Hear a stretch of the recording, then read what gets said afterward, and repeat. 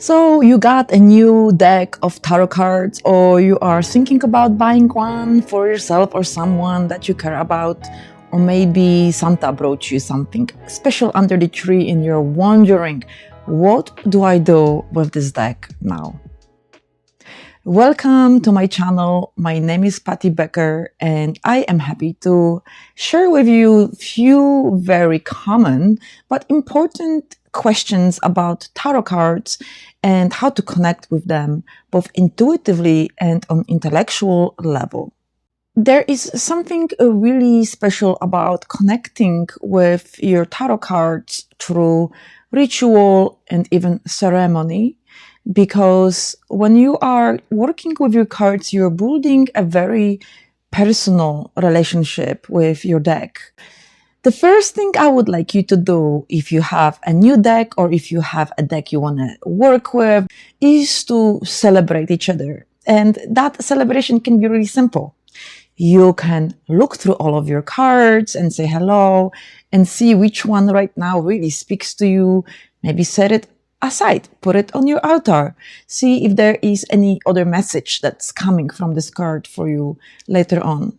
You can also smudge your tarot cards. This is something I do before all of my readings, and in between readings, especially, as sage has a wonderful way of removing energies. Pretty much we are kind of like removing spiritual fingerprints from the previous reading and a reader. And so sage is a really fantastic way to make that simple connection. And this doesn't have to be done every single time, especially if you're running late and you're trying to pull a card for your daily reading and this whole ritual thing seems to be out of place and out of time. But every once in a while, please say hello to your cards, give them a nice smudging bath, put them around and place them like a nice crystal on top. Just give them attention and they will work with you so good. You can charge your deck if you would like to bring on some more wisdom and information. So there are some really interesting crystals out there that you can use for charging your decks. The most common one, of course, is clear quartz, which has wonderful benefits. It's amazing for clearing your deck, energizing it, bringing on information. Another one that is very beneficial is selenite. Selenite is almost like a charging battery for everything else, and it in itself doesn't really need cleansing because it is self-cleansing crystal. I do clean my selenite every once in a while because it simply collects dust, but you can use it around your decks all day long. You can use little pebbles or a whole block of selenite and place your deck on it. It will definitely remove any impurities and anything that you don't want around your next reading. You can also make a really beautiful bag for your cards. This is another way to honor this relationship, and you can create, something out of a pretty fabric, or maybe you have some leftover materials from some fun creative projects. Feel free. This is really all about having fun and playing with your cards, because the truth to be said, the only way to really understand the cards and to gain as much information from them is to play, is to have fun with what's happening in your readings. And I understand that sometimes the readings are difficult and, the questions might be challenging, but perhaps we need to remember to take our serious problems a little bit less seriously. That will help us to gain perspective, gain some new insights into the situation. And cards can fantastically help us to kind of move out of that stuck perspective and, gain a better understanding of what's possible and which way to go next. I'll be honest with you guys, when I first started, I haven't done any of the cleansing. I literally didn't think it was legit. I thought it was some sort of woo stuff. So I did use the cards, but I didn't cleanse them at first. I didn't really have any ritual. It really came with time when I understood that it makes a difference. It makes the practice a little bit more sacred, a little bit more spiritual, and a lot more fun. It used to be that we had only 2 or 3 decks to choose from, like 100 years ago. And now there's thousands, right? So how do you choose? How do you connect with the deck that really is meant for you? It's simple. Which one looks pretty to you? Which one puts a smile on your face? Do you like cats? Well, go find a deck that is themed with the cats all over. Maybe you need the guidance and like more spiritual connection. So there are angel tarot decks and mystery tarot decks and goddesses tarot decks. So you can have a lot of choices there if you are trying to connect with something a little bit more spiritual. The 2 most common decks that we all learned from originally is the Rider-Waite-Smith deck and also the Thoth Tarot deck. Both of these decks are kind of like the mother and the father of the modern tarot. There are a few that came before and after around this time when they were created, but those are 2 systems that are profoundly accurate, really amazing in their symbology, and they have so much to offer in terms of the vast library of knowledge. So how often do you need to read for yourself? Well, there is really no limit. You can ask your cards for guidance every single day. It's not a problem with that. You can just pull a card with the energies for the coming day or the coming week. I think the only thing I would avoid is trying to ask the same question and expecting a different answer. That would indicate that the answer we did receive is not exactly the one we were hoping for, but that is the beauty of tarot. The cards are always accurate. It's just that our interpretation might be off because we want to see a different outcome. And in that case, I would suggest just allowing the message to sink in and not judge the messenger. Do not judge the messenger. The cards are just trying to help you understand your state of consciousness, where you are at, what is going on, what are the pitfalls and possible dangers around you. And with every card that is difficult or challenging, there comes plethora of answers and suggestions how you can overcome the obstacle and moreover turn it into some sort of golden nugget, whether it's a golden nugget of wisdom or actionable idea. This is really a way to intuitively connect with the cards. So reading them often is great. Trying to find different answer for the same question, not so great. Pulling 1 card, 3 cards, or 7 cards, if you really want to go there, it's all fine. Just remember, you're going to need some time for the interpretation, and you're going to need some time to kind of like work with your card. So one thing I like to do, and I recommend to all of the newbies out there and everybody that likes to deepen their practice, is to pull a card first thing in the morning. It doesn't have to be any special ritual or anything like that. You can just grab it before you go to work, before you're off to your daily chores and routine, and then leave that card for the entire day somewhere near. And then before you go to bed, I want you to look at this card again. Has the meaning of the card been accurate? Have your interpretation been accurate or off? Have you given the card some meaning that has been way off, or maybe it was right on the spot? And if you can, write your thoughts in your journal, because this is going to build a practice that's going to help you understand your process and progress. You will be surprised how often the same card will show up over and over again. It will seem like the whole deck is made out of this one single card, or at least someone put a dozen in there. It is fun to see when has these cards showed up before, And what was the message and energy and feeling of that particular day? How do I know if I am interpreting the cards correctly? The interpretation is really a matter of your relationship with the cards. So how well do you know your cards intellectually is very important, yes, but how deeply do you trust what comes is also very important. The interpretation will come easier with time. So the practice is really important, and the interpretation will be sometimes off, and we all do it. And I sometimes have wrong interpretation, especially when reading cards for myself. This is probably the most difficult thing, to be unbiased in terms of your own readings. So once again, practice and joyful journaling about what is happening in your cards and in your life, and then comparing the notes.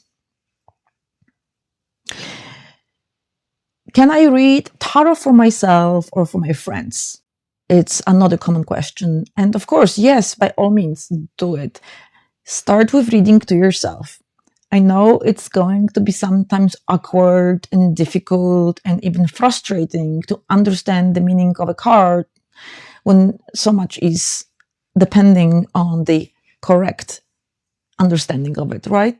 So reading tarot for yourself can be just as simple as a 3-card spread of past, present, future, or my favorite, mind, body, and spirit. And same with reading for others.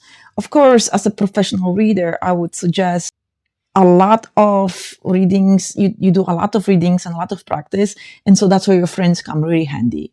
Your friends are going to be your perfect guinea pigs, and they will not mind if you make a mistake or you're inaccurate, because this is for you to practice and for them to learn something about themselves, and for both of you having a lot of fun. So make tarot dates. Have your friends come over and just all pull cards and guess the meanings and compare the notes and compare the ideas. Look into your books and see how accurate or inaccurate you were, and have a good laugh at it, okay? Do I need psychic abilities to read cards? This is a very good question. Psychic abilities is something we all possess. Psychic abilities is something we all need to develop in order to be fluent at using psychic abilities. So your psychic abilities can show through your dreams or synchronicities, or some animals are showing up in your life over and over again, or you're just getting that gut feeling every once in a while, and then you're always correct about that feeling. To deepen your psychic abilities is like with everything else, it's a practice. It's like a muscle that you need to develop. So we all have muscles, just like psychic abilities. And then in order to make that muscle strong, you've got to develop it. So you've got to use your cards, do some dream work or journaling. Definitely meditation is very helpful at learning to hear that inner voice. Does someone have to gift me my first deck? I heard this question a lot, and I think it's all a bunch of nonsense. If I was going to wait for someone to gift me my first tarot deck, I might have been just as well still waiting, because no one would know I was into tarot cards unless I bought my first deck for myself. If someone has gifted you a tarot deck that you connect with, that's fantastic. But what if that deck is not really the one that speaks to you? Go search for another deck that will connect with you. So you can gift yourself a first deck. You can ask Santa to bring you a deck, whatever it works for you. But don't wait. If you really want to start working with tarot cards, don't wait.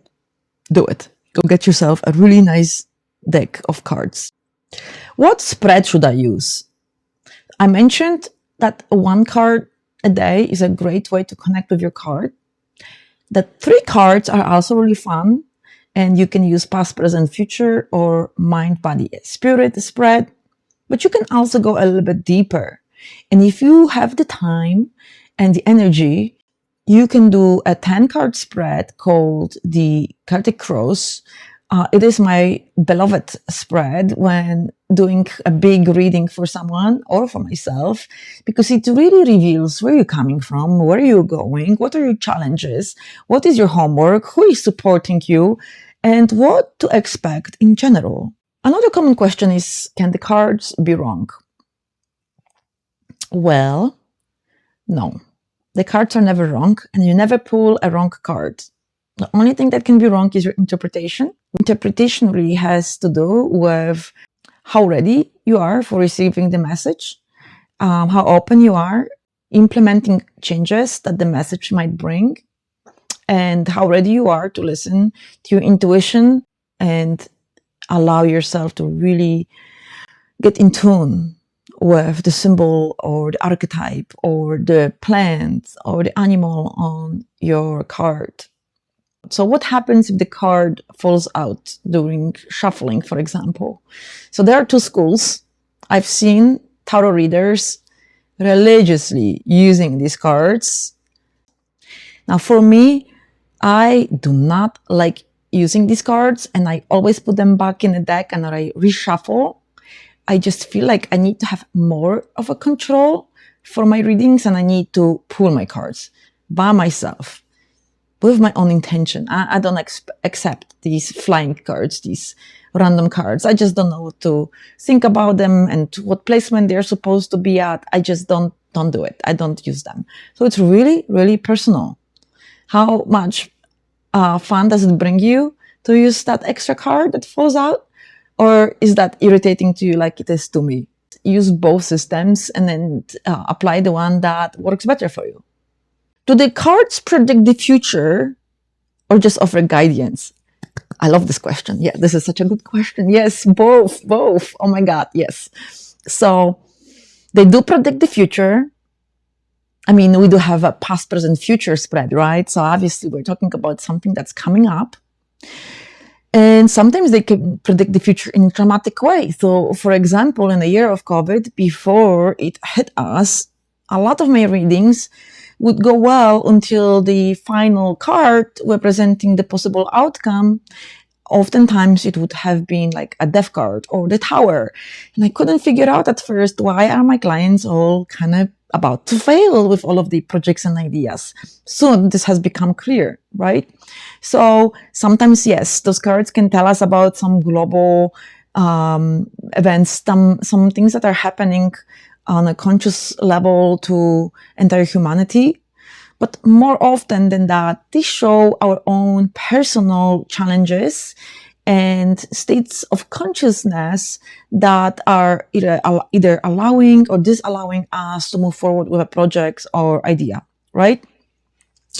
So they can, in a way, predict the future based on our energy. So let's say that we want to learn if a project can come to a conclusion, but deep inside we are not ready for finalizing this project, or maybe there is a health issue or financial issue, and the cards might say, well, this is not going to happen, or not yet, or not in your terms. So that would be very disappointing. But at the same time, they do offer guidance. So what can we do in order to remove the obstacles? So maybe for the projects to be done, we need to actually take care of our body first. Maybe we need a break. Maybe we need rest. Maybe we need sleep. Maybe we need to change perspective. We need to go for a few days vacation. Whatever is happening in our life, if it's blocked by something inside of us, we won't be able to fix it from the same place that, from the same level of consciousness that the problem was created. So if the cards are showing a block in the future, they are also offering a guidance for our present moment here and now. Sometimes we just have to wait. And this is also a wonderful feedback. Maybe not everything has to happen all at once. Sometimes the cards might say, you need to take action now. This is the moment. This is the opportunity. Maybe we've been struggling with procrastination, and now is the time to put things in the second, third, fourth, sixth gear. Cards are not telling us that something is doomed, that the future cannot be changed. Nothing is set in stone. I personally like to use the cards as a personal tool for guidance and for growth, and nothing is set in stone in my readings ever. So the good stuff can change too. If I say everything is going well and you just go home and relax instead of finishing on your projects, ideas, and so on, that will also change the future that I have predicted for you, right? So we need to be aware of the fact that this is a work in progress. Can tarot be dangerous? Can it attract negative energies? Tarot cannot attract anything. The only person that can attract anything is you. That means we cannot blame tool for our creation, our manifestation. We are fully in charge of what's coming to us. The tarot cannot itself make it happen.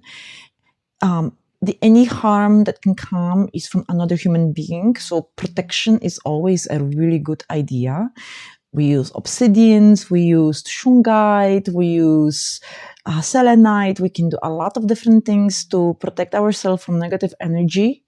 And also elevating our own consciousness is really the best way to protect yourself from negativity, from psychic attacks. And in order to trust the tarot, we need to trust the fact that it's coming from a higher source. We animate the unanimated objects. And so tarot is like that. We give it a life of its own. But it's our expression, our energy, our communication, right? So just because there is a devil card in the deck, that doesn't mean you're going to attract devil to your life. This is actually a really weird, backward thinking. Sorry, guys, but number one, very quickly, if you look at the devil card, the people who are chained to the devil actually can take those chains off easily. They're choosing to stay in a state of victimhood. They want to overindulge. They want to feel sorry for themselves. And then they want someone to blame. So they blame the devil, right? But the devil in tarot cards actually reminds us of two things. Number one is our human nature. We need to watch out. We need to watch out at, our habits. With whom do we hang out? What documents do we sign?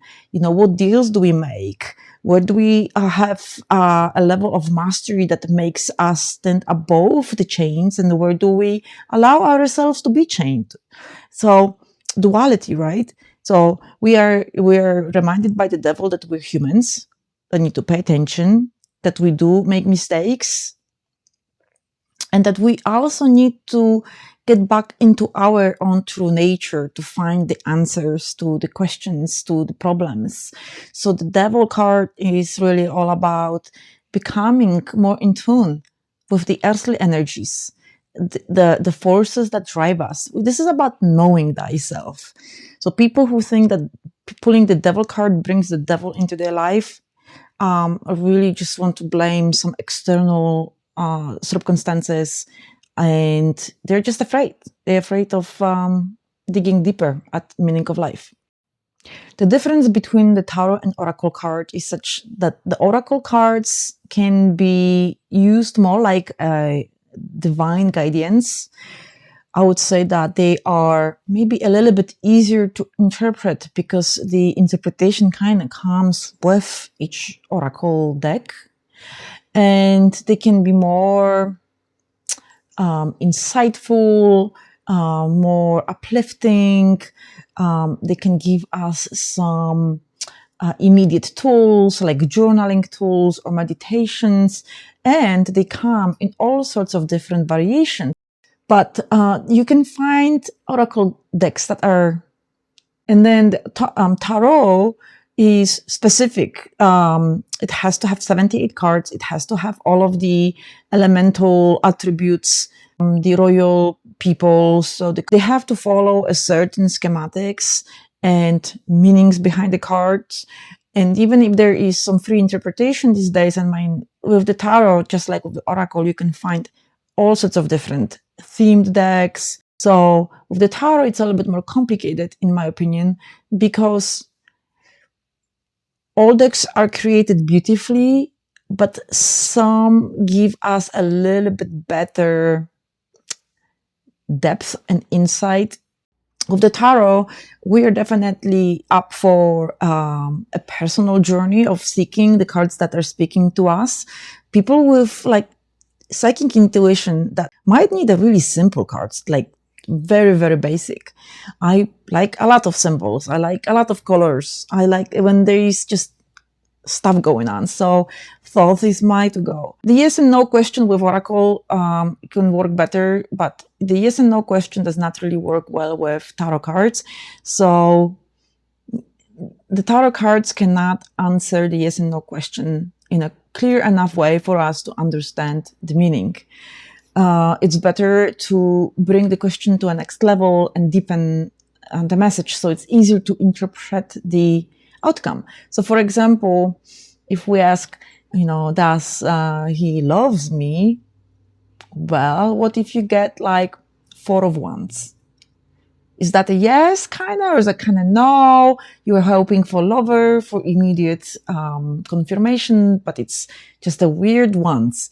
So that yes and no doesn't really gonna work here, right? But if you ask, what can I know about the state of my relationship with this guy right now? And you get the 4 of Wands, then you know things are changing. The Wands is the fire energy. So there is fire, passion, creative understanding. The 4 of Wands is all about changing things forward, moving forward, changing shape, changing yourself into someone new. So it's not a final transformation, but it's a part of transformation. Maybe the relationship is going to go into a deeper, more personal experience. Maybe this is going to be something you've been hoping for a long time. And it's now your turn to take it to the next level. Maybe you need to seek more passion in your relationship or more creative, things that you can do together to kind of see if this is what you want, if this is what you are craving, if this is working for both of you, right? So see, like this is giving us like tools and answers and possibilities. And I know it's not as simple as yes and no, but we can't really get that kind of clarity on anything, 50-50 anyway. And then if there is anything else that comes up, I just want you guys know that so the cards can be a really amazing tool if we allow ourselves to work with it properly and not use it as a bypassing of a deeper spiritual work. What I mean by that is it's better to pull one card and work with it until you figured out the nuts and bolts of that message, until you've applied its medicine, its guidance. Maybe you need to embrace something. Very often the cards that come up are not about some dark secrets or bad traits of our character that we are unwilling to accept, but rather the beauty and the light and the glow and the genius. That is most often what we are not allowing ourselves to accept. The cards will often show us the places we are not allowing to accept the divine love, to reach for these amazing solutions that are, available. The Star card, that's the card of the Age of Aquarius. We need to embrace our own light and stop waiting for someone out there to turn on the lights for us. We have to stand on the stage and turn on the lights and bring on the mic and just do it. And it's going to be scary, but it's going to be powerful. I mean, it's going to be powerful because it's going to be scary. The lover card, such a beautiful card. And, the lovers are about getting together with your lover or, your best friends and having some genius moment of understanding that there is a new way of doing things, that there is a better way of communicating, that we can overcome obstacles of duality and just coming together in our hearts, understanding we want the same thing. But the lovers these days, they are not doing very well, right? Because we're at each other's throats. So the lovers is like we rise above the differences to create something amazing. New commerce, new law system, new healthcare, you name it. We can do it, but we've got to meet heart to heart and mind to mind. Pick a card, put it near your bed, have a journal or record your thoughts, have fun with it. And there are many different ways that you can understand your card, and you're smart. You guys figure this out. But by all means, if you want to get yourself into the world of tarot and start your creative, amazing journey into the tarot empire, or if you want to just deepen and reconnect with your cards, by all means, this is the time. We need this tool. It's evolving with us. It's changing with us. There's so much to discover, and I'm looking forward to the year 2026, seeing how it's going to turn out and what's going to come up in the cards for the next year reading. Stay tuned for that. And until I see you next time, remember to check the blog with all of the links and all of the information about the cards and a short article that will guide you there. And I will see you very soon. Bye.